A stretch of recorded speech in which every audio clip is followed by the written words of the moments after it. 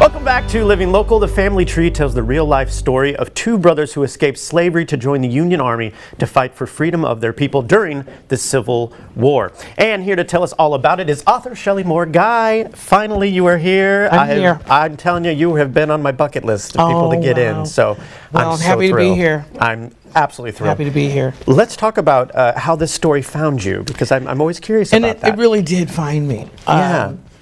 Yes, a friend of mine, someone who became a friend, her name was B.J. Elsner. She was a reporter for the Quad City Times. Okay. She had edited a book about Rock Island County history. Mm-hmm. She and I met and about some other topics, and she found out that my maiden name was Moore. Okay. Or is Moore, and she asked me if I was related to Tim Moore. Tim Moore people know him from the Amos and Andy show, television show. He played Kingfish, but he was renowned in other performance areas. And so she asked me if I was related because of my last name. I said, yeah, that's my great uncle. Okay. He was born and raised in Rock Island. Oh, I had no idea. Yeah, that's great. And so then about 5 minutes later, she says, well, if Tim Moore was your great uncle, I know who your great great grandfather was. And I thought, wow, you can't know because I don't know, right? Yeah, yeah. And she had edited this book, the edited story of my great great grandfather Charlie Wilson made its way into this book. Wow. And I think it was put out in the 80s. And she brought me a copy.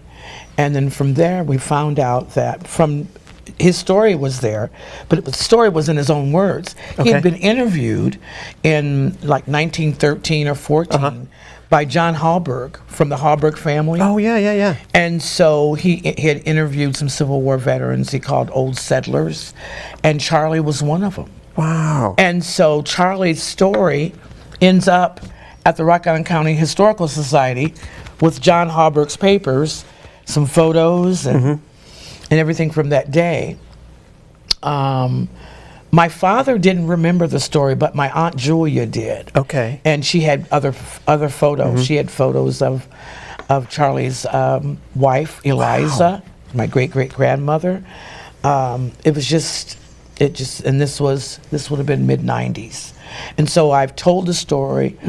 I'd be doing storytelling performances and share the story and read the story from the book. We have the unedited copy. Wow. And so through the years, I always wondered why, do you have this information? As an artist, you're always wondering how. Right, yeah. And because that's why it was such a good question. How did the story find you? Yeah, I love that. And I love that, like, your family history's coming to life in this book. Absolutely. And what I love about this is it's a children's book with a very important message and a very important topic. And I love that, because a lot of times we don't get that. Right. And how's it been perceived so far? Well, received very well. Good. We created, myself and some other individuals in the community, for those who don't know, part of Charlie's story and his brother Sandy Terry, they were both, and the family, his mother Rachel and sister Celia, they were slaves in Glasgow, Kentucky before the Civil War. And and Charlie talked about that in his story, his interview with John Hallberg. And so there was that wonderful story that had to do with both the brothers had joined a Civil War regiment, the 108th United States Colored Troops. Okay. That regiment was sent to Rock Island Prison during the Civil War to guard Confederate prisoners at the prison camp at the site now, which is the Rock Island Arsenal. Okay. And so, that's part of the history, right? That's our history, local, national history that we were never taught. Right. No one was taught this, right? We knew that I think a lot of us knew that there were Confederate soldiers buried there, but we didn't know why, a lot of us. And so that's a huge part of the story. Yeah. The group I spoke about, we created a group called Honoring the 108th, and in 2019, we partnered with the Arsenal Museum And we started for 2 years before COVID. We started having programs and inviting the community. Wow. So to tell the community the story. Yeah, I love You that. know, and so now there are people, some people who know because we've been out here talking about it, doing displays and things like that. And so the book now has arrived to tell the story in Charlie's. And it took quite a village to create this too. Absolutely, this is amazing. Let's talk about some of your collaborators. Well, first of all, I have to give thanks to the Midwest Writing Center. Yes. Ryan Collins is the director there. They published my first children's book, How Little Billy Learned to Play. Yes. And they wanted to see if it were possible, if we could make a story. Yeah. And we did. I love it. And collaborators, sponsors, editors.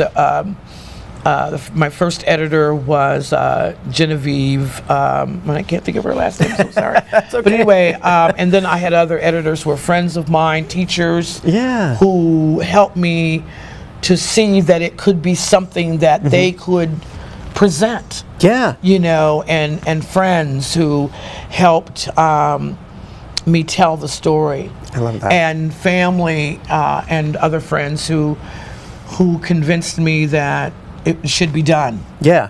And how can viewers get their copy? Midwest Writing Center's website? I know you can order it on there. Yes. That's fantastic. Right. And you know, and people can also contact me. My email address is shellymoreguy@yahoo.com.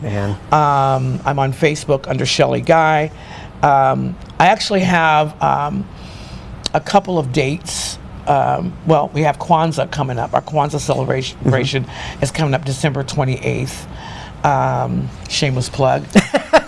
No, I love However, it fits because we are featuring a vendors fair on that day, December 28th, and children's activities. Okay. And some of the vendors will be booksellers, authors. Myself, I'll be there. I love that. Selling books.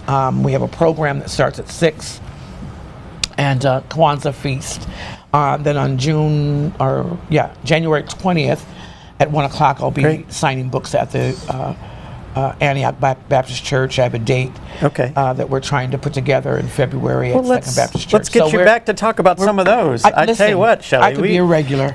Let's make it happen. We'll see you in just a few weeks. How about that? Thanks for stopping in, Shellie. This is amazing. Everyone go grab the book. And thanks so much for being here, dear. You're welcome. Appreciate it. You can visit mwcqc.org and search for both The Family Tree and How Billy Learned to Play, which are both books by Shellie More Guy. We'll have all those details posted at ourquadcities.com.